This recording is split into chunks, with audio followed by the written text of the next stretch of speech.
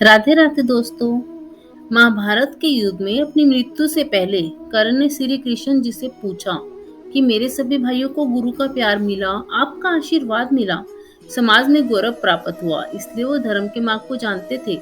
लेकिन मैं जन्म से अभागा था, मेरी माँ ने मुझे त्याग दिया। क्या ये मेरा अपराध था? इस समाज ने मुझे कभी नहीं अपनाया, सदैव मेरे सामर्थ्य को कुचला गया। शिक्षा लेने गया तो द्रोणाचार्य से अपमानित हुआ। क्षत्रिय ना होने के कारण मुझे विद्या से वंचित रखने का हर संभव प्रयास हुआ। भगवान परशुराम जी से भी ऐसी शिक्षा प्राप्त हुई जिसका संकट के समय मुझे विस्मरण हो जाए। भगवान, क्या ये मेरा अपराध था? महाभारत के युग में अपनी मृत्यु से पहले कर्ण ने श्री कृष्ण से ये सब पूछा और ये भी कहा कि मैं क्यों अपने मित्र दुर्योधन की रक्षा के लिए शस्त्र नहीं उठाता।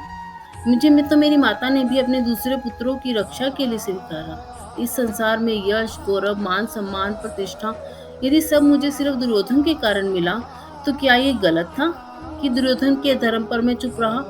उत्तर दीजिए भगवान, मुझे किस अपराध का दंड मिला? मुझे किस अपराध का दंड मिला? उत्तर दीजिए भगवान। कर्ण की बातों को सुनकर श्री कृष्ण मन मन मुस्कुराए और उन्होंने उसे बोला, हे कर्ण, मेरा भी जन्म कारागार में हुआ था। मेरे पैदा होने की प्रसन्नता नहीं, अपितु मेरी मृत्यु मेरा इंतजार कर रही थी। जन्म की रात ही मुझे मेरे माता पिता से अलग कर दिया गया। मैं चलने में सक्षम भी नहीं हुआ था कि मेरे ऊपर प्राणघातक हमले होने लगे। मेरा बचपन गायों को चराने और गोबर उठाने में गुजरा। मैं सेनाहीन, शिक्षाहीन होते हुए भी अपनी मामा का शत्रु समझा जाता रहा। जो राधा मेरे आत्मा में बसती थी, उससे मेरा विवाह नहीं हुआ, जबकि तुम्हें अपनी पसंद से विवाह करने का अवसर मिला। श्री कृष्ण ने आगे कहा, तुम्हारा पराक्रम और शौर्य देवताओं को भी प्रसन्न कर देता था। तुम जिस आयु में अपनी वीरता के लिए प्रशंसा पाते थे, उस समय मेरे पास शिक्षा भी नहीं थी। करण, चुनौतियों की दृष्टि से देखोगे तो किसी का जीवन सदैव सुख में नहीं रहा। क्या पांडवों के साथ कम अन्याय हुए? लेकिन तुम्हारे भाइयों ने सत्य, धर्म और मर्यादा का त्याग नहीं किया। पग पग पर अपमानित होने के बाद भी जो सदैव अपनी आत्मा की आवाज सुनते रहे।